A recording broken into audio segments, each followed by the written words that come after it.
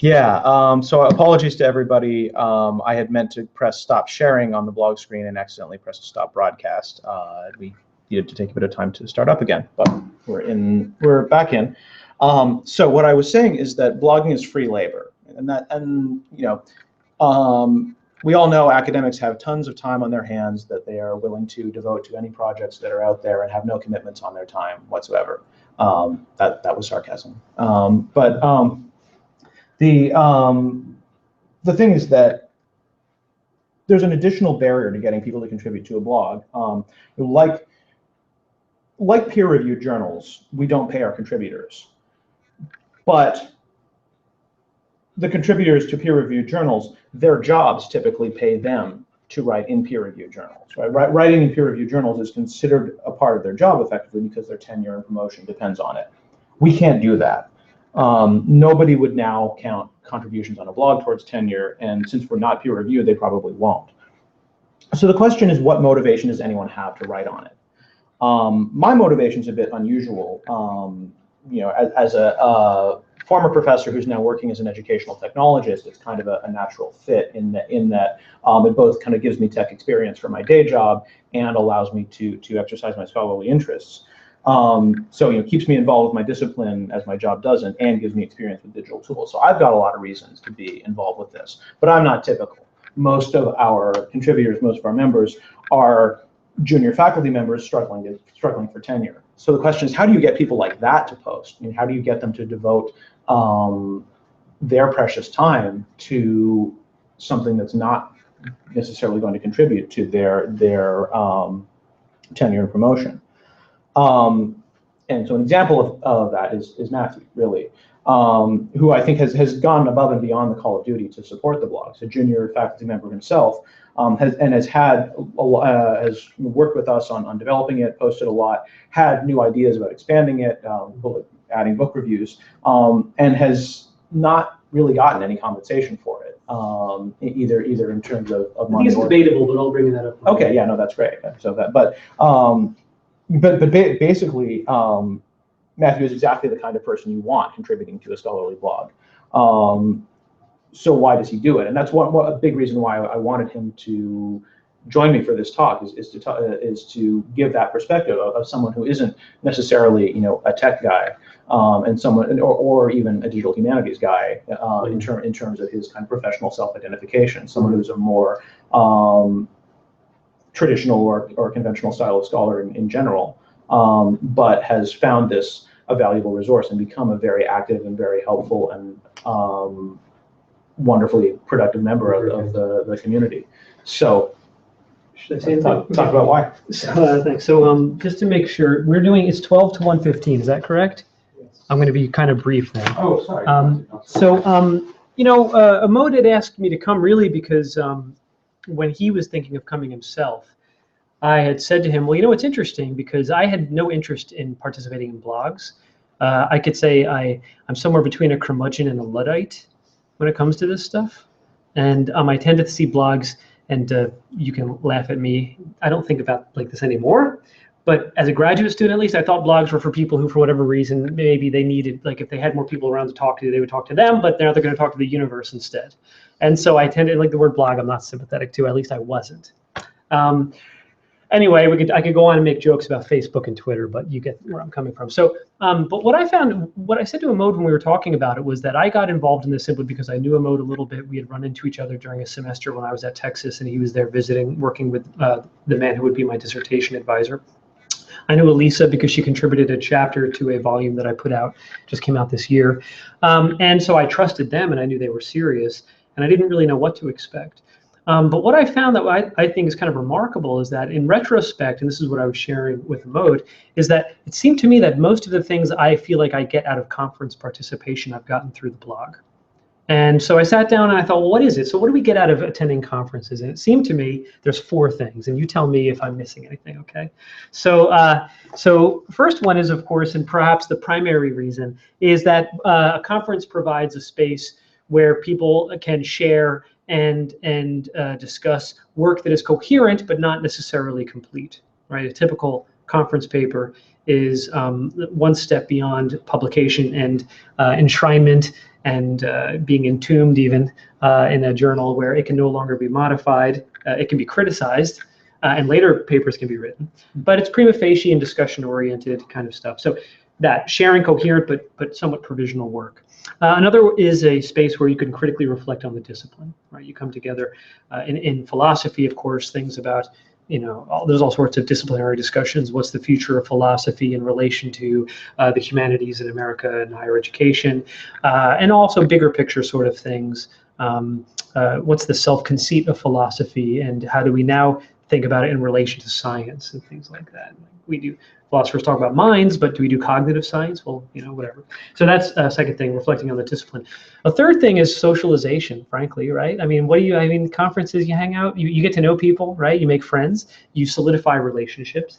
And fourth, you start, this is particularly, it seems to me, for early career scholars, the kind of people that Emode is saying may be concerned with promotion and tenure, you start to make a footprint in the discipline in a way that right, as a graduate student, I'll chair that panel, it's on the CV, right?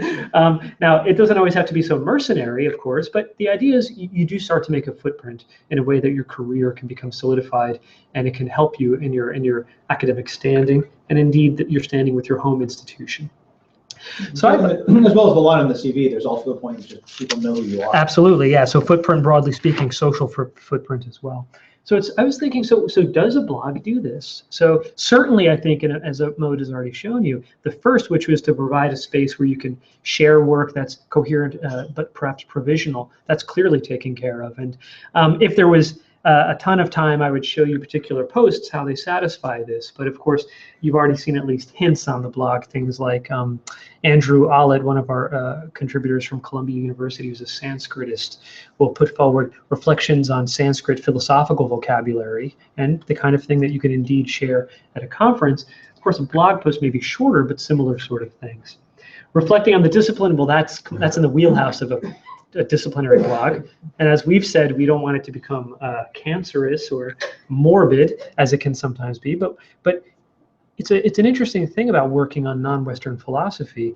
In a way, we feel like we're part of a kind of movement to not only understand these great classical thinkers, but in a way translate them to the broader philosophical community and say, oh, there's something relevant here. I'm a fan of the Perseus Project. I thought I was going to do ancient Greek philosophy when I started my graduate program in Texas. I thought Indian philosophy would be a kind of dalliance that I loved, but getting there, I realized that Indian philosophy is my true love, and Greek philosophy is my dalliance now.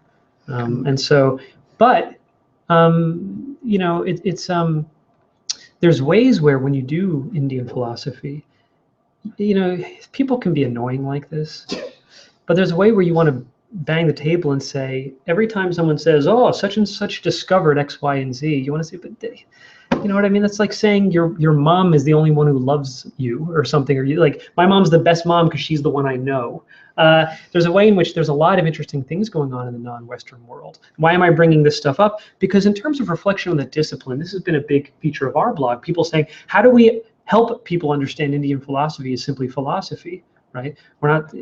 And so there's a lot of ways that we discuss appropriate translation, appropriate conversational issues that we can reflect on. What can we do differently? And also, what can we identify as problems institutionally that we can say, hey, I don't know. I'm so not a complainer like this, and I get annoyed by people.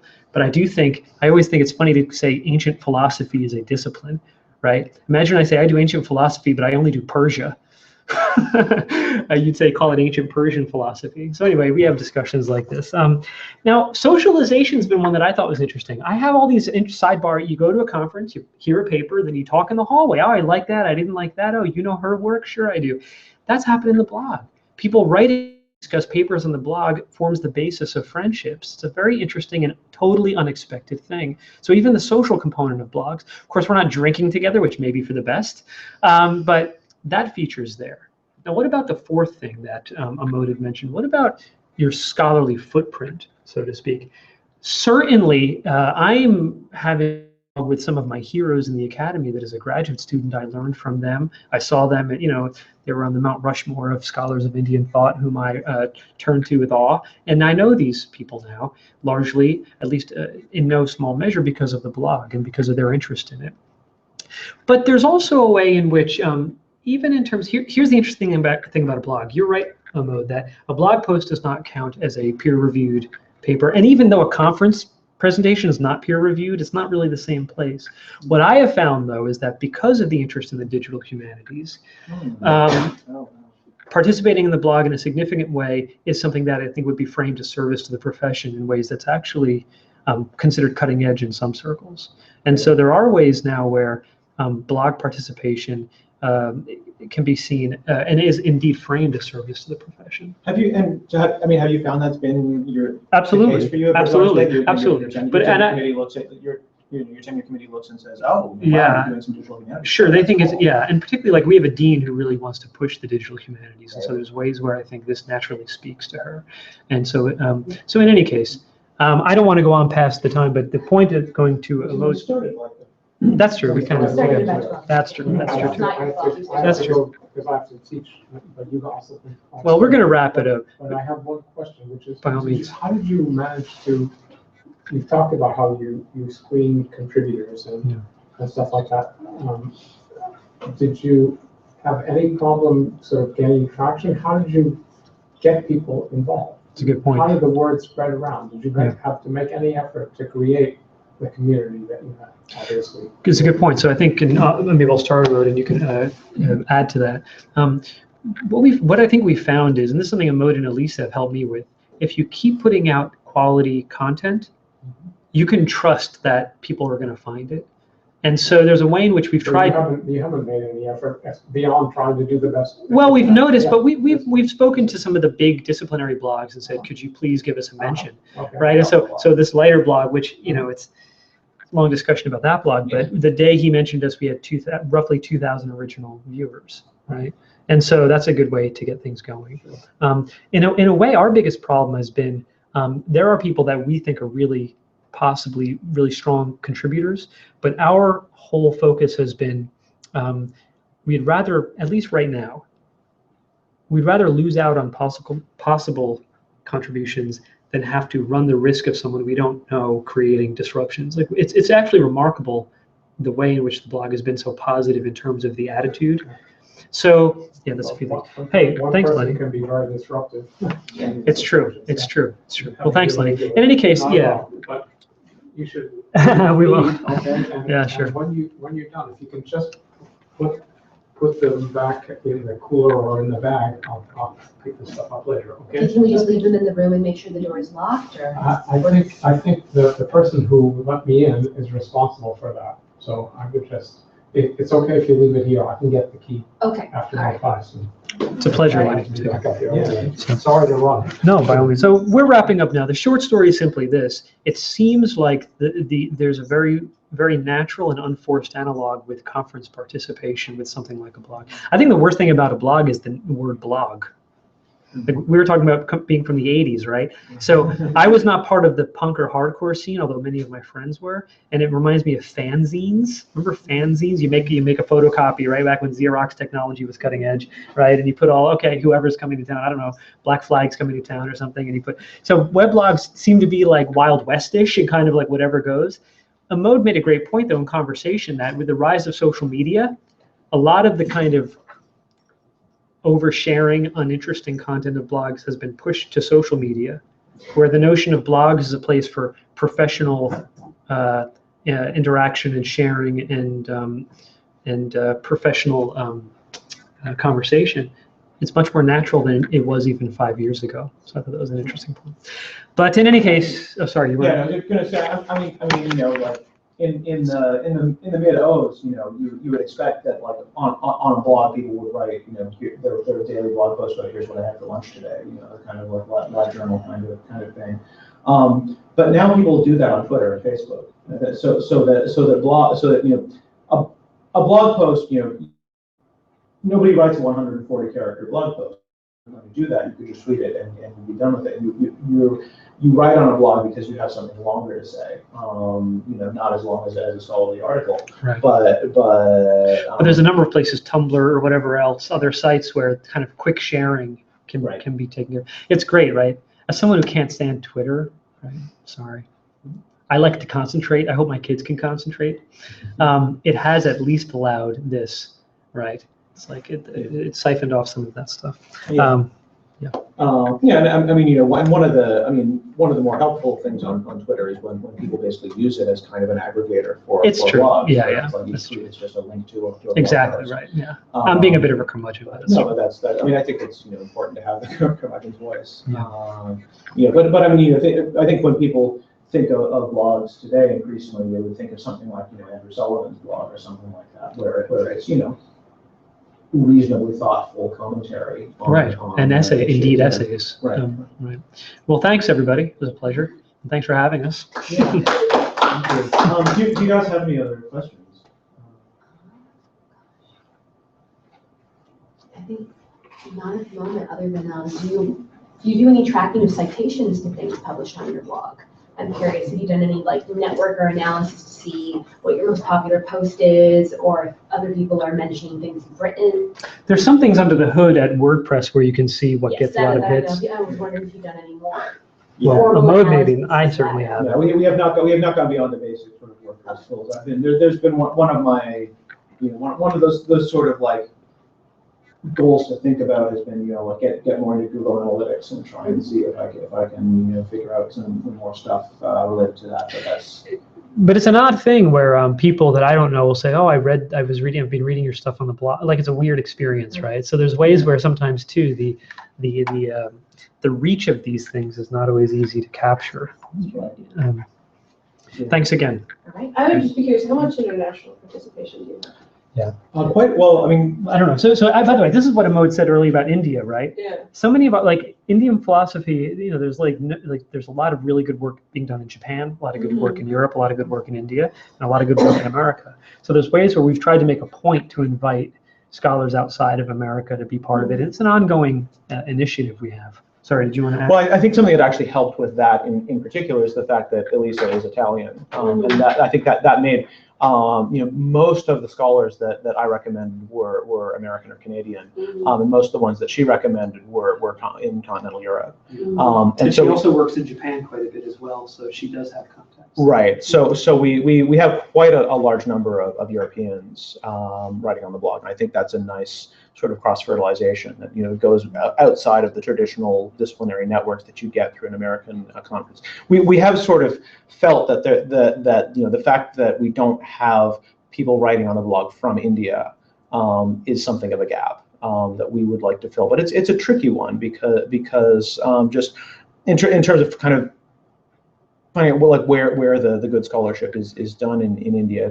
Because this comparison with China is interesting. That on Warp Left and Way there are a lot of scholars from China, and I think people recognize that places, especially Hong Kong, is one of the sort of big centers globally for the study of Chinese philosophy.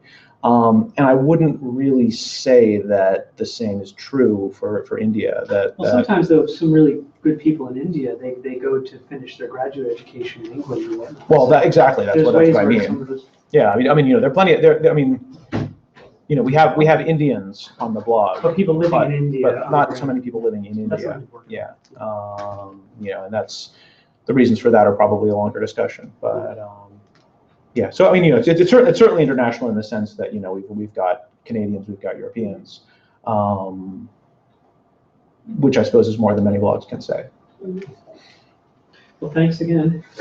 Do we have to hit anything to stop this? Oh Yeah, that stop broadcast button that I shouldn't have hit the first time. Yes. Well, I got it. Okay. Bye everybody.